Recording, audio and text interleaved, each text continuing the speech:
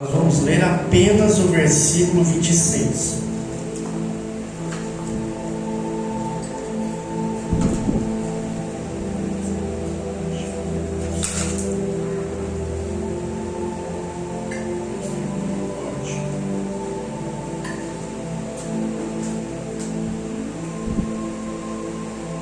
Aleluia, glória a Deus, bendito é o nome do Senhor. 1 aos Coríntios, capítulo 11, versículo 26, está escrito assim: Pois todas as vezes que comerdes este pão e beberdes este cálice, anunciais a morte do Senhor até que Ele venha. Mais uma vez, pois todas as vezes que comerdes esse pão e beberdes este cálice, anunciais a morte do Senhor até que Ele venha. Senhor, muito obrigado pela Tua palavra, muito obrigado por estar conosco. Pedimos esta noite que o Senhor fale conosco através da Tua palavra, em nome de Jesus. Amém. E os irmãos podem tomar assento para a glória de Deus.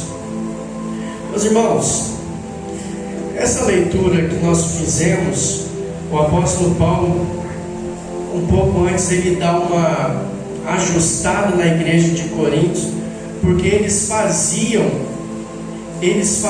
a Santa Ceia de uma maneira muito errada. Então ele vem ajustando a igreja para o ato da Santa Ceia, essa cerimônia da Santa Ceia, para que seja tudo em ordem, tudo perfeito. E depois, no versículo 26, que foi o que a gente leu, ele fala assim: olha, pois todas as vezes que comedes esse pão e bebedes esse cálice, anunciais a morte do Senhor até que Ele venha. Bom, a pergunta que fica para nós aqui hoje, talvez você já saiba, talvez você não saiba. É importante que, se você não soubesse disso, eu não sabia disso, é importante que você entenda, absorva bem e guarda isso para o resto da sua vida. Com exceção as crianças, todos nós aí somos já batizados nas águas, somos parte desse corpo de Cristo e fazemos parte dessa comunhão, entendemos o sentido da Santa Ceia. Se não entendemos, ainda falta uma coisa e eu espero esclarecer hoje com os irmãos. A pergunta é: por que, Gabriel, Cleverson, Edenilson, irmão Luiz Fernando, por que o apóstolo Paulo fala que quando a gente toma a ceia do Senhor, a gente anuncia a morte de Jesus até que Ele venha? Por que não fala da ressurreição? Por que fala da morte? E é isso que nós vamos falar um pouco aqui hoje. Quero pedir para o cooperador Gabriel abrir a Bíblia em Romanos capítulo 3. Aí você vai ler para mim o versículo 10, o 11, o 12, 10, 11, 12, depois 23, 24 e 25. Romanos 3, versículo 10, 11 e 12. Depois o 23, o 24 e o 25. E a gente vai iniciar a palavra essa noite. Eu preciso mesmo que vocês entendam que... Fique à vontade, querido. Fique à vontade. Deixa eu dar uma baixada aqui para...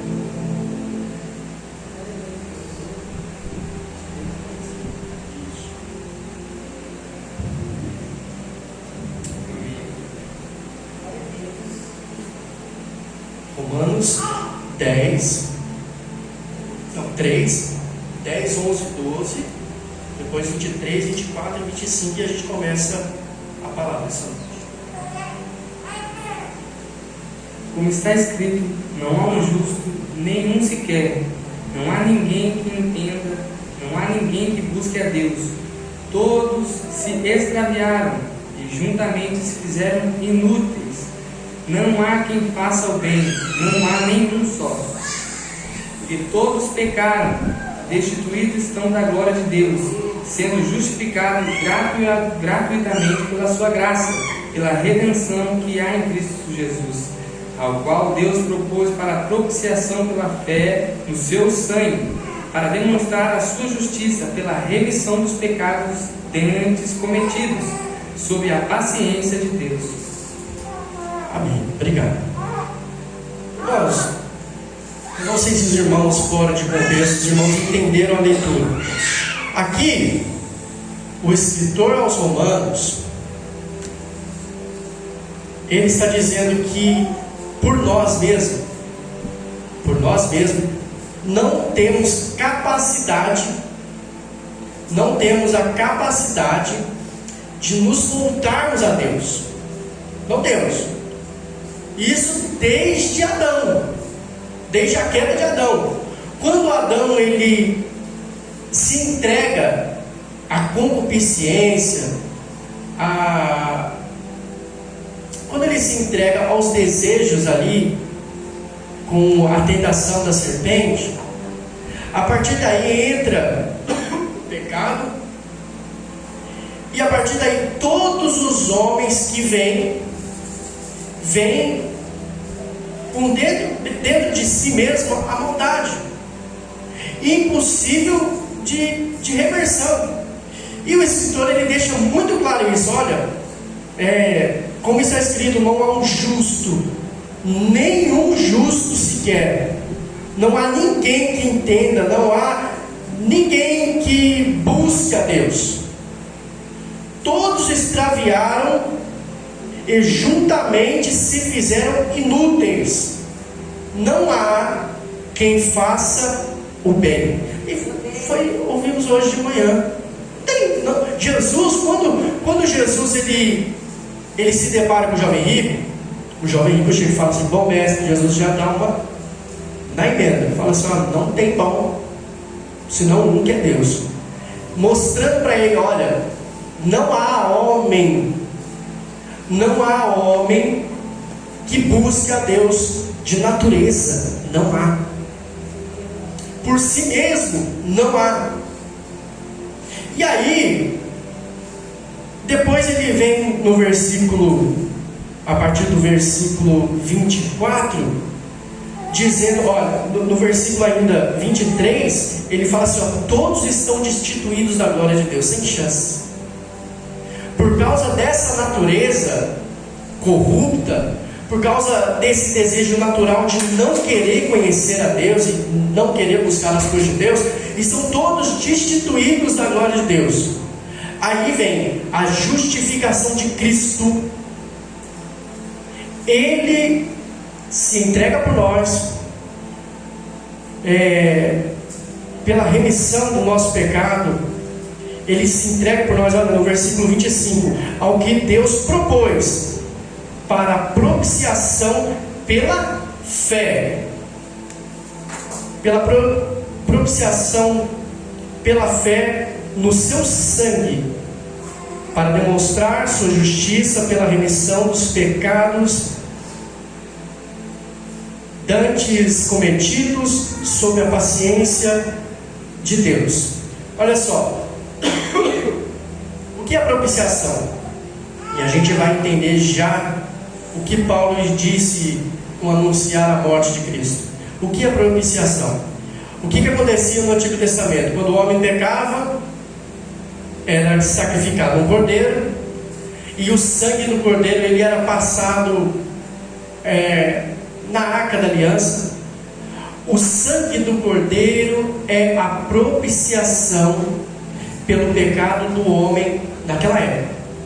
O homem pecava, apresentava o cordeiro era sacrificado, e o sacrifício do cordeiro, isso é a propiciação. O sacrifício do cordeiro perdoa o pecado do homem. O homem peca, leva o cordeiro, a propiciação, o sacrifício do cordeiro perdoa o pecado do homem. Mas não havia mais, como que eu posso colocar? Deus já não estava mais querendo isso. Deus já não estava mais querendo que esse negócio de levar o animal para ser sacrificado, e o homem volta a pecar, e começou a virar comércio dentro do templo, e agora só quem tinha dinheiro para comprar o animal de dentro do templo poderia ser perdoado seus pecados. Deus não estava mais querendo isso. E ele propõe enviar o seu filho unigênito, para que todo aquele que nele crê não pereça, mas tenha vida eterna. A gente só celebra a ceia de Cristo porque entendemos que pela fé o Cordeiro morreu em nosso lugar. Nós estávamos já para a morte. Nós já estávamos entregue à perdição eterna. Não havia possibilidade de salvação para nenhum de nós. Mas Jesus, ele vem, né? Ele se diminui da sua glória, ele se esvazia de si mesmo, se torna homem e morre para a remissão dos nossos pecados. E aí até o escritor aos Romanos, se não me engano, capítulo 8, ele fala que nenhuma condenação há para os que estão em Cristo Jesus, que não anda segundo a carne, mas segundo o Espírito. Não há o que condene mais o homem, porque Jesus, o Cordeiro de Deus, foi entregue por nós. A questão da salvação, que é por intermédio da fé em Cristo Jesus, ela só tem sentido por conta da morte de Jesus e não da ressurreição. Não. Nós só entendemos, só somos salvos através da fé por Cristo Jesus, porque Ele morreu em nosso lugar. Por isso o apóstolo Paulo, ele fala assim: olha, toda vez que comedes o pão, a carne de Cristo, bebedes o cálice, o sangue de Cristo, anunciais que um dia alguém foi pendurado lá no madeiro no seu lugar. Nós não somos defensores do Evangelho, não somos defensores da causa, não somos. Eu preciso defender o Evangelho com... Jesus não pediu isso. Jesus pediu, Jesus, ele nos dá o Espírito, ele derrama o Espírito sobre nós, para que nós fôssemos testemunhas da sua morte. Nós não estamos aqui na condição de defensores do Evangelho, mas de testemunhas dele. Nós não estamos aqui na condição de pessoas que querem convencer os outros de que o Evangelho é o poder. Não, nós somos testemunhas de que o Evangelho é o poder. O convencimento não está para nós, a defesa também não está para nós, mas a testemunha, olha irmãos, somos testemunhas. Primeiros discípulos que viram, presenciaram, Jesus morreu por nós. E qual é o sentido? Ele ressuscita e ele começa a trabalhar os seus discípulos. Olha, vocês vão testemunhar. Isso que vocês estão vivendo, vocês vão testemunhar. E eles são tão fiéis naquilo que Jesus propõe, que eles começam a se entregar por conta do Evangelho. Eles serem testemunhas se torna algo tão forte, mas tão forte, que se as pessoas falam assim: olha, você precisa negar que isso realmente aconteceu, porque senão você vai morrer. Que morra! O meu pecado, a morte que me prendia, Jesus levou sobre si. Eles já não estavam preocupados com essa morte, porque eles entenderam que pela remissão, na crucificação de Cristo, ainda que a morte pudesse lhes impedir de viver nessa terra, eles tinham garantido a vida eterna. E agora somos justificados pela morte de Cristo, por aquele que nos amou, por aquele que se entregou por nós. E isso faz todo sentido no Evangelho, uma vida cristã. Por que nós estamos aqui? Porque nós recebemos Jesus como Senhor. Por que nós recebemos Jesus como Senhor? O que nós entendemos? Porque um dia Jesus foi o homem que foi o ser, o Deus que se fez carne e habitou entre nós, e se entregou por nós, e morreu por nós, e ressuscitou e nos redimiu do nosso pecado. Ainda que pecarmos, temos um advogado que é Jesus Cristo junto ao Pai, que está nos defendendo. Quando nós pecamos, Ele nos defende. Quando nós pecamos, Ele nos defende. E nós agora somos dele, porque nós entendemos. A fé nos leva a entender que a sua morte nos traz salvação. E aí a missionária acabou de falar aqui que o amor de Jesus foi tão grande por nós. O amor de Deus foi tão grande. Isso é palavra, isso é Bíblia. Deus amou o mundo de tal maneira que entregou o seu único filho para morrer em nosso lugar. Ok. Uma vez um amigo, ele falou assim, porque ela falou assim, eu não teria coragem de entregar meu filho. E se eu perguntar, irmão, você tem coragem de entregar o seu filho para morrer por alguém que não vale nada? Esse que é o pior de tudo. Tem coragem? Não tem. Daí ele falou assim, para Deus não há dificuldade em entregar seu próprio filho. Olha só. Porque para Deus, que é onisciente, é fácil. Vai doer para o filho? Vai. O filho vai ressuscitar. Vai ser difícil. É sério isso? Vai ser difícil? Vai. Mas na onisciência do Deus Todo-Poderoso, Ele já viu o filho ressuscitado. Tranquilo. Não, eu não tenho certeza que meu filho volta, mas Deus tinha certeza que Jesus voltaria. Então o processo para Deus, nessa visão bem estranha, para Deus é fácil entregar seu único filho. Ele sabe que vai ter de volta, que o filho vai ressuscitar e tal. Não, tudo bem. A questão não está, o amor de Deus, a questão do amor de Deus não está simplesmente nisso. O amor de Deus é para com o mundo. Sabe, alguém que não tinha direito a nada, receber a salvação por intermédio do Filho, aí que está o sentido. O amor de Deus, ele se aplica na misericórdia sobre a minha vida, e não sobre a questão do Filho morrer e ressuscitar. É para que eu tivesse vida. Ele se entrega para que nós, miseráveis, vermes, que a gente acabou de ler, que já estávamos entregues, nós não queríamos, de nossa natureza, não iríamos querer a presença de Deus jamais. Todos estavam destituídos, estavam fora da glória de Deus.